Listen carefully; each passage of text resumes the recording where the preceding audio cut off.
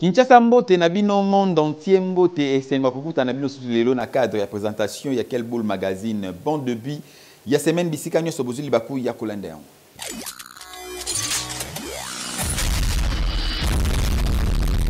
Sikato bisabino ke Martin Fayulu a sali message à la nation à Sengi Bongo na Joseph Kabila Kabange na Corneille Nanga babima na complot contre République démocratique du Congo pe a Sengi na président de la République Félix Antoine Tshisekedi Tshilombo bai bakokutana pona kosolo la bourse ba détail na reportage oyo.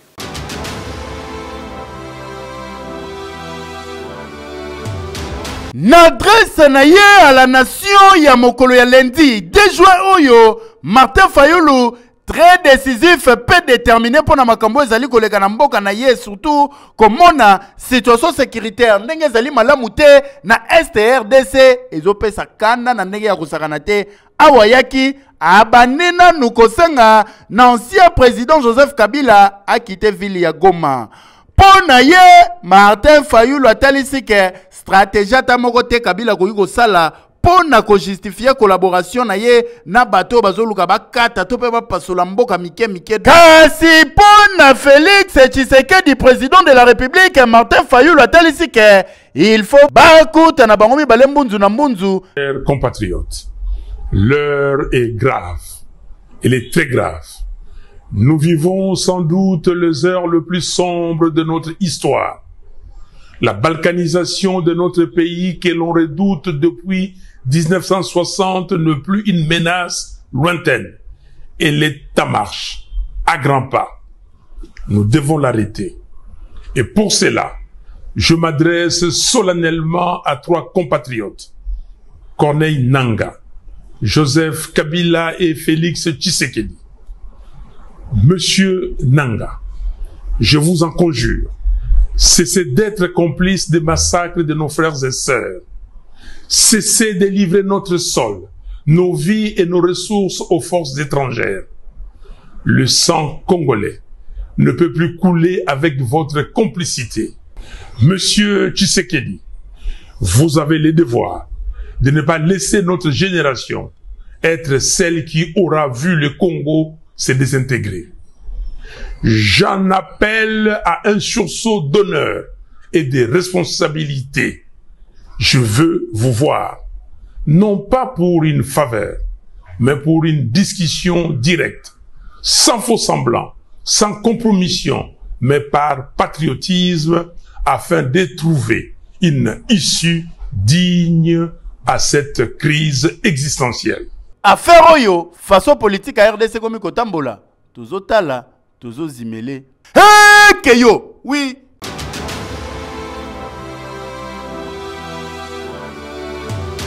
Elle a la thé, car le même jour, Félix Tshisekedi, président de la République, andimi kokutana na opposant Martin Fayulu, ndenga talisa ki yango na adresse na ya la nation. Awa, moto atalisi yango nimelanga ikezali porte-parole ya président de la République Félix Tshisekedi ezali bongo Tina Salama. Na tweet na ye ya compte X atalisi yango ke président de la République a salué sens ya patriotisme engagé ya Martin Fayulu pona o etali cohésion nationale pe affirmé que azali disponible ya kokutana na ye pona ko sauver République na prédation pe ba menace na ba institution ya mboka. Mbala suka soki bo se rappeler bien bango mibale bakutanaka ezalaka na seni. Donc rencontre mususu ezali déjà envisagée entre Félix Tshisekedi na ancien compagnon na ye d'élite Martin Fayulu. Dossier etikali à suivre. Hey Keyo. Oui. Ba finaliste ya 6e des humanités bazalaki bongo lelo liboso ya ba item pona ba épreuve ya dissertation et kanaki ndenge nini Evi Mavinga reportage.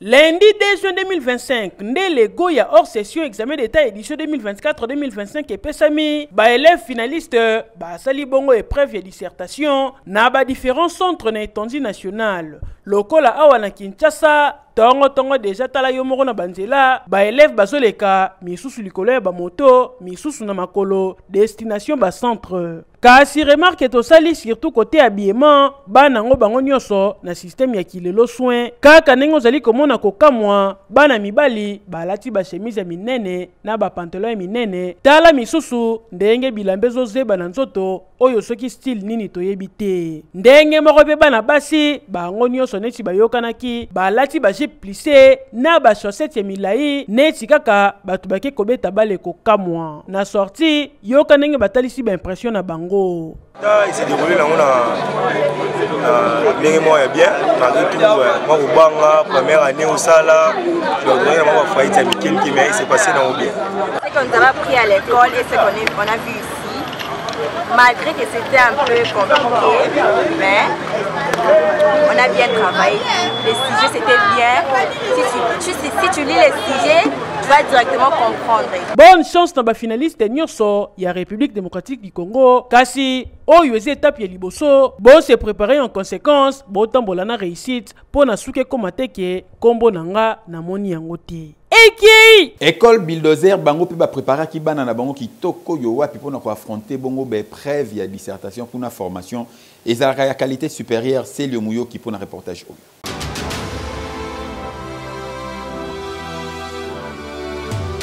Début, il y a ma preuve, il y a hors session, il y a examen d'état édition 2024-2025.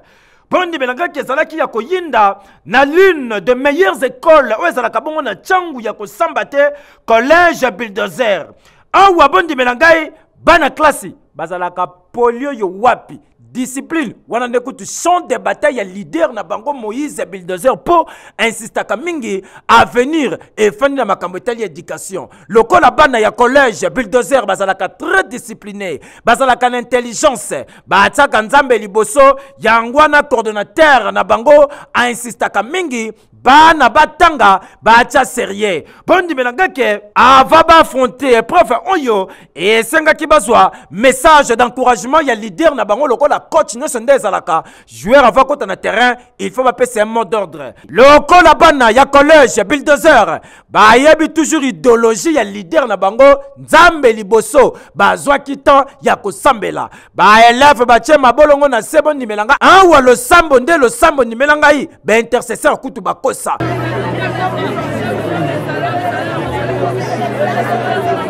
Prière ici la raté et sili. Ba élève bangwana nzela inde na basale waso. Pona kona kisake meilleur, l'unique. Moko ya ba école ya minene awa ezalinde collège Bulldozer ya ko sambate yoka communication. Lelo ezali penza ko landisama ya programme national ya ko lancer dissertation 2025 na etando mobimba ya Congo démocratique. Yango lingomba mobimba ya collège Bulldozer pe bakambina yango bazali ko pesa nanu maboko pe matondo na excellence Félix Antoine Tshisekedi pena ministre Raissa Malou pambate ba école privée agréée ezwaki accompagnement ya ministère ya EPST uta ibandeli kino suka papa mama yoka toli ya pete éducation nyonso etambolaka na rigueur muta ko saote moko ya école ezo la fierté ya mokonzi ya mboka Félix Antoine Tshisekedi Tshilombo na ba autorité ya mboka eza collège Bulldozer awa na masina tena mwana soki atangawa mayele atazalaka mubulu ekosila po discipline eza awa rigueur eza awa enseignement ya qualité ba professeur qualifié ya kosamba te ya mwana bomba betaka 100 na 100 bonne chance na bélève nyonso ya collège Bulldozer. Et ça lit déjà une année jour pour jour depuis président de la République après ça qui confiance naie na première ministre Judith Suminwa population basali bilan bolanda bango na micro ya Evi Mavinga.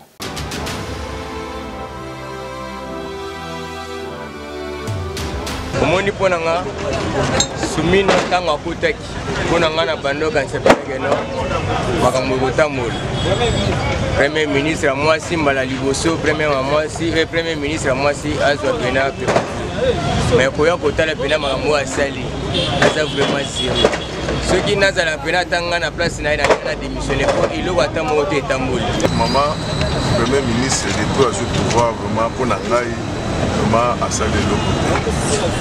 Naza clair, sans commencer le mot, mais la autres travailler. Le problème, on a des autres dans le gouvernement. En tant que chef de gouvernement, va procéder à disposition de la alors, maire a travaillé bien.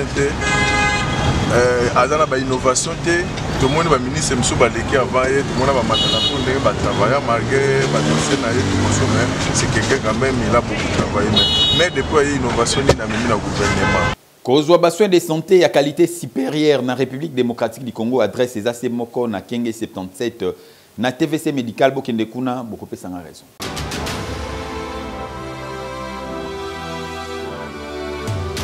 Après avoir kokende mikili ya poto kotanga kozwa mayele nde bayaka bongo na République démocratique du Congo ko investir na domaine ya santé. Bango banani ezali bongo couple tatete ya Dr Benjamin Tatete na Mama Violette Tatete. Bacha na disposition ba congolais hôpital moderne oyo ezali correspondre na ba norme internationale awa na RDC. TVC médical oyo esilisa kisakata kiduka pe kisema ya kokendaka kosala mulongo kokenda kozwa soin o na Suisse o na Inde o soki wapi po nyoso deje zali ba service nyoso zali bongo organisé na TVC médical e bongo côté ba pareil yi wana kututika na yo ba appareil ya qualité supérieure e bongo côté ya ba personnel kuna kututika na yo hautement qualifié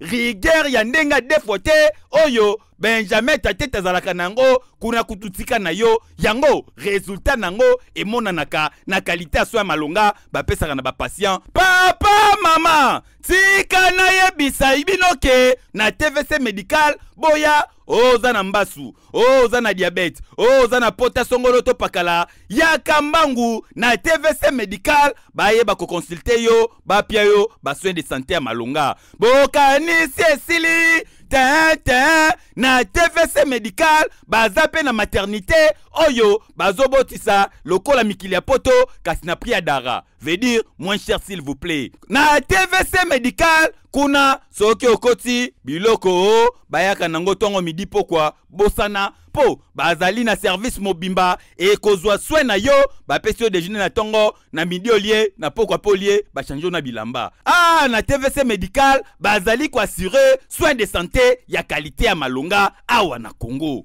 EKI Parti politique ACP Okumba Marabongo na Gentini Mbakango bila basalaki célébration il y a 3 ans d'existence na bango bozo ba détail na élément oyo.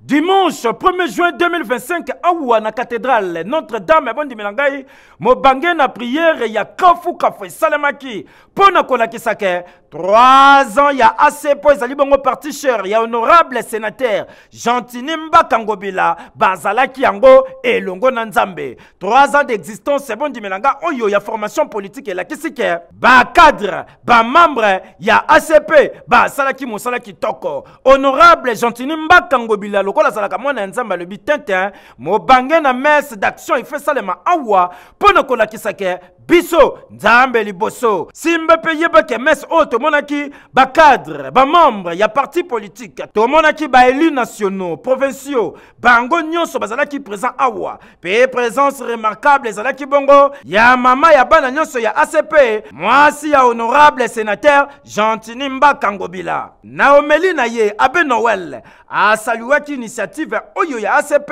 ya kotika nyonso na maboko ya Nzambe, likambo etali foi, pe humilité Yangwana et Salakake ACP a kende toujours liboso a rappelé na bactère politique nyonso ezali bongo rôle ya politique ezalaka ya ko protéger ya ko sunga mboka po bino nde batu bojana action Bondi Melanga président national ya ACP honorable sénateur Gentinimba Kangobila tanga zwaki maloba a talisike ACP ezali bongo ko incarner vision monene ya République démocratique du Congo pe surtout les kambetali développement a insisté sur la réconciliation yoka communication na ye. 3 années d'engagement, de résilience et de fidélité à une vision, celle d'un Congo plus juste, plus équitable, plus participatif. Tenant, ce que vous avez mis sur Aigle, vous comprenez déjà. ACP, 3 ans, il y a Pamba. Mettez la action à terrain. Hé, le quoi parti bêta 37 ans. Mais Zarara, na 3 ans, Pamba. Bon, c'est qu'on peut ça 5 ans. Et ils allaient parmi les meilleurs partis politiques qui ont implantés sur toute étendue de la République démocratique du Congo. Félicitations à Yo Gentini Mbakangobila. Félicitations à cadre et à membres de Nyonso. Moussala Bossali, c'est du waouh. Surtout sur le diaspora, qu'on a parti sous ces alates, ACP. Hekeyo! Na 500 francs congolais à Pamba, comment Vouandou, Beta Winner, tenter chance, Herm sous Yonde, Robim sa famille, Nabino, n'a pas si.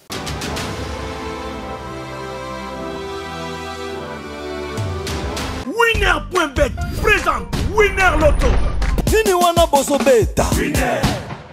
Bonsoir à tous, c'est lundi 2 juin 2025. Si vous avez tenté la chance, vous pouvez remporter notre merveille jackpot Win 4 de 13 836 000 francs congolais, mais aussi un Win 4 double de 35 794 000 francs congolais. À vous donc de choisir que 4 bons numéros sur votre ticket pour espérer gagner tout cet argent. Et bien, si vous l'avez fait, alors bonne chance aussi pour la suite.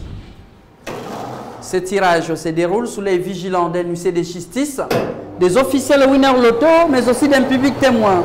Mesdames et messieurs, nous accueillons tout de suite les tout premiers numéros de la soirée. Les 47 est déjà là. Notre deuxième numéro de la soirée, mesdames et messieurs, c'est les 33. On avance. Pour le troisième numéro, accueillons les 36. Regardez, les quatrième numéro, mais rien d'autre que les 24.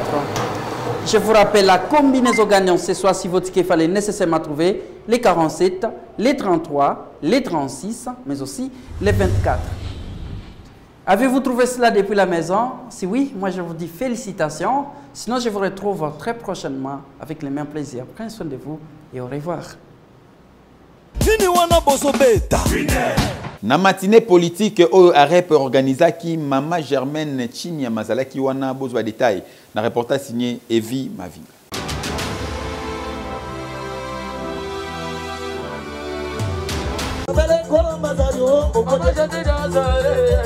Na ambiance oyo nde grande matinée politique ya parti Agissons pour la République et salamaki week-end eleki na esplanade ya 4e rue na commune ya Limete. Nyonso ebandaki na hymne national sima interfédéral ya AREP ville ya Kinshasa. Honorable Germaine Chinya Manzolantima aye kozwa maloba po na moya bienvenue. Liboso ya ba cadre ba membre pe ba eli ya AREP oyo bazwaki part na activité oyo interfédéral atalisi ba avancé ya parti politique na bango AREP au cours ya bane oyo euti koleka pe a saluer engagement ya chaque membre oyo zosala ke parti na bango etikala toujours solide. Yango activité oyo ezali bongo ko marquer étape cruciale ya engagement collectif pour le développement pe sponsor ya parti AREP na échelle nationale pe internationale yokaye. Je vous souhaite la bienvenue à cette matinée politique du parti AREP organisée ici dans notre chère ville de Kinshasa. Cet événement marque une étape cruciale dans notre engagement collectif pour le développement et l'expansion du parti AREP à l'échelle nationale et internationale.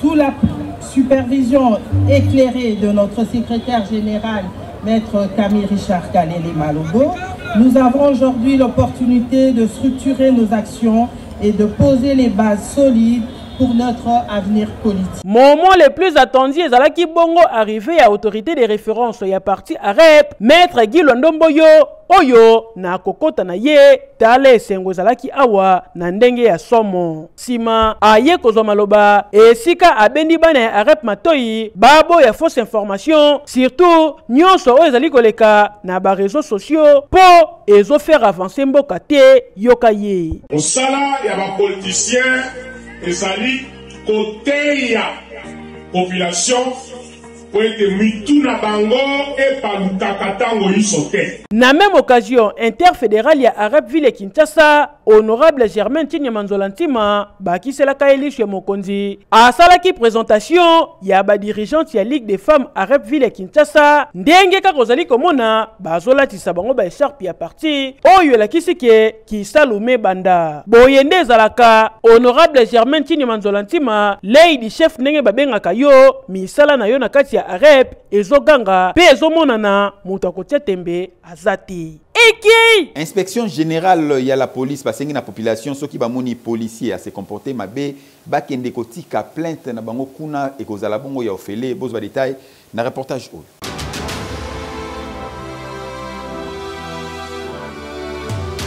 Bango toujours d'intérêt pour na kolandela bongo misala ya la police oyo bazali kosala sur terrain mingi na likambo etali arrestation arbitraire na likambo bamande transactionnelle oyo bazali kosenga exorbitante s'il vous plaît na ville province à Kinshasa. Yango ba élément ya inspection générale de la police nationale congolaise batambolaki lisusu samedi na 4 districts s'il vous plaît ya ville province ya Kinshasa po na kotala soki makamboyo le général Filemon Patience Mouchidiav azali kobete la CT sur terrain ezali bongo respecté tika na yebisa bino na bokomi ya baelema ya IGPNC na terrain s'il vous plaît ba OPJ ba beti tout la mwisi ya zaza kaka ba chef na bango nde batikalaki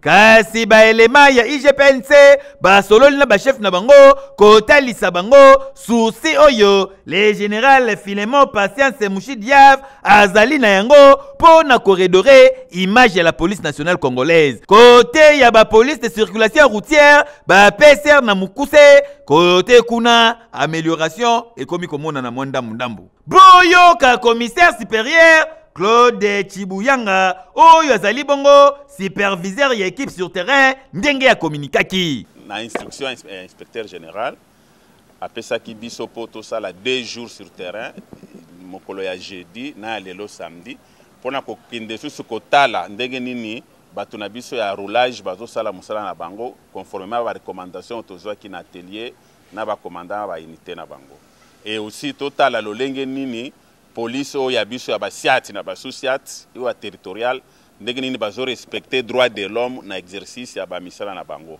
En tout cas, inspecteur général de la police nationale congolaise, le commissaire divisionnaire principal Filemon Patience Mouchidiav azali bongo kobeta sete na batu nyoso oyo bazali lese na ba élément ya la police na exercice ya travail na bango baye bakokotisa bongo plainte ezali bongo ya ofele po IGPNC elandela batu nyonso oyo balataka sokoto ya la police bazali kosala makambo na ndenge na bango. Ekei Joseph Musese oyo azali bongo diaspora vandaka bongo na États-Unis d'Amérique akomaki bongo na Kinshasa asalisaki réunion stratégique na ba base na ye bozo ba détail na reportage signé Celio Muyoki.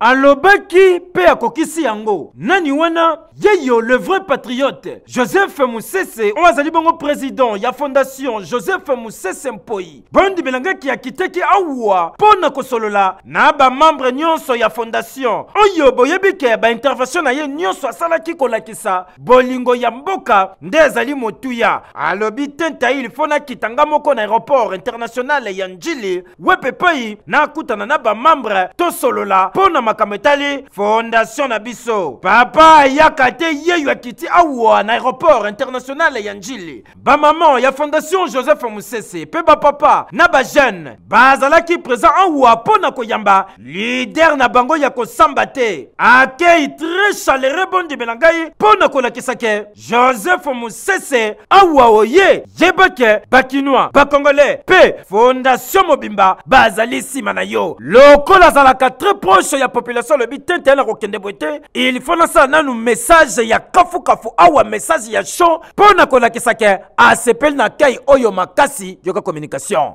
tema netonde sebo na mona za famille nene na kasa tike États-Unis famille zo apa za famille nene pour les États-Unis beaucoup na sepeli mingi na pona kosilisa na linalo baboyo programme le biso zali ebela osala mais avec les médias ba komona yango et na ba ndenge ozali bana kwa komona yango bokanisi esili tente kolongwana awa akitaki inde na cadre ezalaki spécialisé mpona kosolola ye na bacadre nyonso ya fondation Joseph Musese Mpoi wepe pai coordonnateur principal ya structure oyo monsieur Joseph Musese apesaki déjà ba directive alakisaki plan d'action ndenge bakotambola pendant ces jours na ye apesi bacadre bachombo c'est-à-dire ya dora ya sachetane bazofongola wana uti pena mikili ya bapaya bacadre bazangaki maloba te babakisaki boye président Musese dans la conseil ya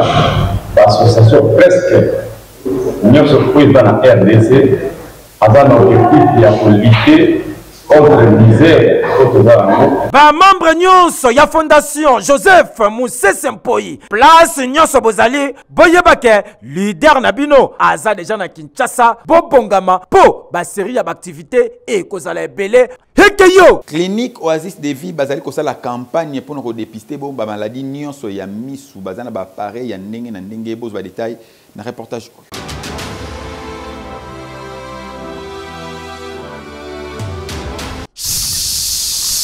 Yoka fini ba problème nyonso ya vision oyo koki kozala na yango monaka misu mikusa monaka batu mibale lokola TV ya Congo ebebi antenne tope monaka misu flou lokola TV ya Congo ezolakisa loso tika na yebisa bino solution yango yoye na clinique Oasis de Vie oyo bazali na campagne moko ya chirurgie ophtalmologique oyo consultation ezali kosalema na moins cher s'il vous plaît na prix ya dara na $10 américains ozali na cataracte glaucome, découlement des rectines, prémoculaire, vitrectomie, pétérision, trobéculectomie, capsultomie, tika na yebisa yo solution yango yeye na ba médecin moko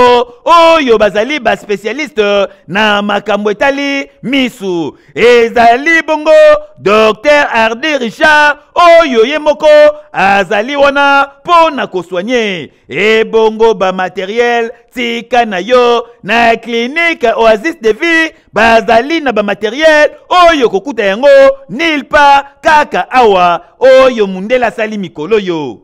Alors la phacoémulsification, c'est une méthode de chirurgie moderne pour la cataracte. Par la phacoémulsification, nous allons émulsifier le noyau de cristallin avec des ultrasons. Le grand avantage de cette méthode, c'est que nous allons faire sur l'œil des petites incisions tunnelisées et après avoir travaillé, aspiré le cristallin, nous allons pouvoir laisser l'œil sans suture avec très peu d'astigmatisme.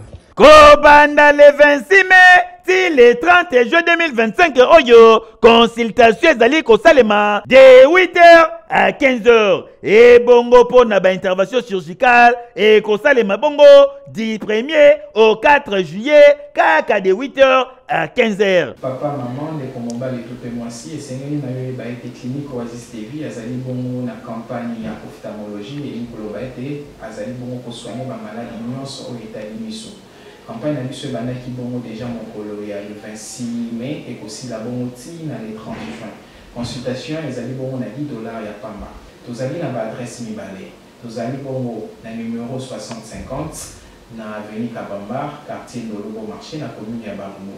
Tozoni pe lisusu na avenue ya Justice na commune ya Bombe na sima ya immeuble intelligent. Mosika te na bon marché na avenue Kabamba numéro 6050 Oza Mobimba. Ekeyo! Oui! Maître Avatar avant match ya finale ya Champions League après Dizaki déjà que Paris a regagné na 5-0 bos ba détail na elema oyo.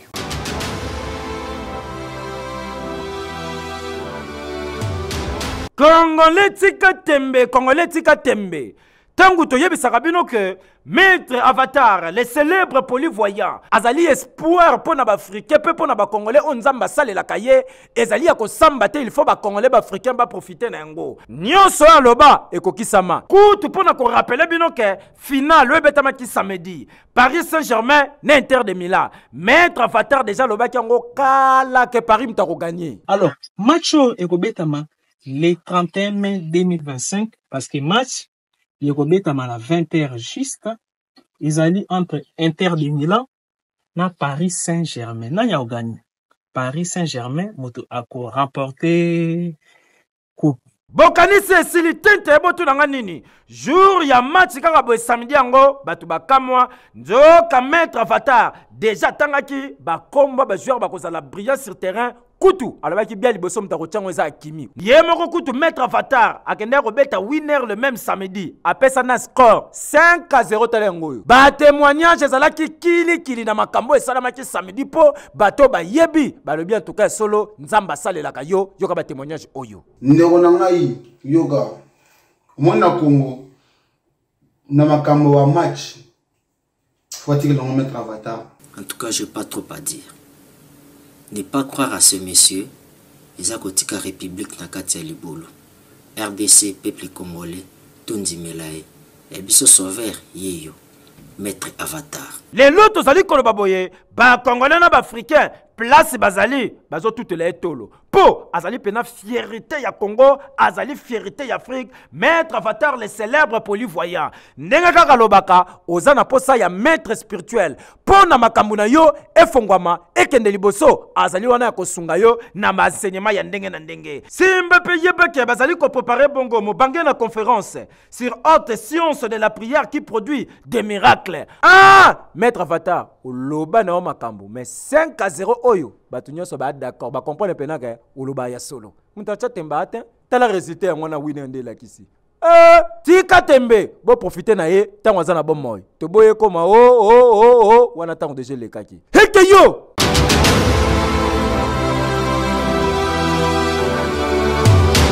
Famille Mengi bazali koluka papa na bango na kombo ya José Mengi oyo abungaki bongo depuis le 29 mai 2025 na 10h azali bongo âgé ya 72 ans taille na ezali 1m70 pe azali nzoto mikie. Le 30 mai 2025 bamonaki na 13h vers magasin Kitembo sima na yango le 31 bayi komona na komina Bandalungwa vers ba 12h. Papa José Mengi azali bongo na handicap na loboko pe lokolo ya mobali. Alataki bongo polo ya blé de nuit na pantalon ya noir et blanc. Famille na ye bazali kosenga na moto nyonso ya moto ya malamu oyo akokutana na papa José Mengi abenga bango na ba numéro oyo plus 243 89 58 17 020 topé na 89 67 68 1. Célébration ya Pentecôte ezali bongo kosali mabongo du 3 au 6 juin oyo tozali nango na église Cité de Jésus.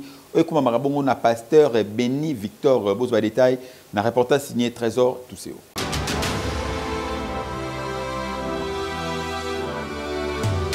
Bona Nzambe, occasion yangoyo à ne pas rater Assemblée chrétienne Cité de Jésus-Christ Pentecôte. Ba invité bino na milulu bazali kobongisa oye kobanda mardi 3 juin oyo au vendredi 6 juin de 17h à 19h et bongo dimanche 8 juin jour ya clôture de 9h à 12h30 awa yaka ko vivre monene ya Nzambe na thème oyo l'esprit supérieur. Orateur otuninga soki ezali nani révérend pasteur Béni Victor Kabwiku mon premier oya kozala awa pona ko annoncer bonne nouvelle ya Nzambe kozanga te pona yo mutotuni adresse yebake Assemblée chrétienne Cité de Jésus-Christ Pentecôte ezali na avenue Louvemba numéro 58 commune ya Selembao awa oyeko yoka liloba ya Nzambe po ekangola yo po ebikisa yo po emema na nzela ya lola ke yo. Oui. Bami bakote li chef coutumier na ndako kokamwa bamemi tina bokoko oyo ba chef coutumier basali la kabose ba détail na reportage oyo.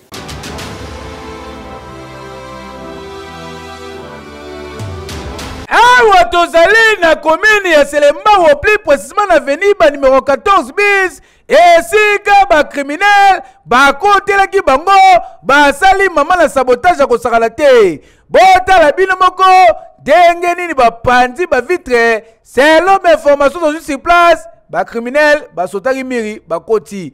Bazui babui moko zalaki wana babandi ko beta kota fenêtre et panzi ba vitre ba beti kota porte panzi ba fongoli ba koti na ndaku ba kuti mutu wazaki na kati malamo ba komi ko menacer l'exception ska mongo za soki to ko boma yo de kwa yebisi bango ke awa mbongo ezate eloko moko pe ezate bango moko ba meki ko fuye bazui eloko moko te na kanda wana ba sali kaka sabotage babimi bakei yoka communication ya témoin événement bakangi basinga na maboko pe na makolo bavandisi na mabele wana ya singa moko ya lase ya vert blanc boy nde bazwaki ba brique oyo ya 15 ya bloc plein babambaki na porte awa nde bomoni ba vitre oyo pasuki tala mboka onde to okena ngo kaka tozokena ngo kaka donc makambo mabe bakulu ne pas imibe ba criminel la butu na minduki epa minduki yango na zoto na pena question bazwaka ngo wapi criminel ya kote la mutu azana munduki en tout cas makambo ya bozali ko laksa degré nini insécurité zali ko battre ko na ville province ya Kinshasa po selon ba propos ya ndeko abengaki la police ba ebisi yeke ba élément bazaka mibale moyeba ya kosala intervention ezate.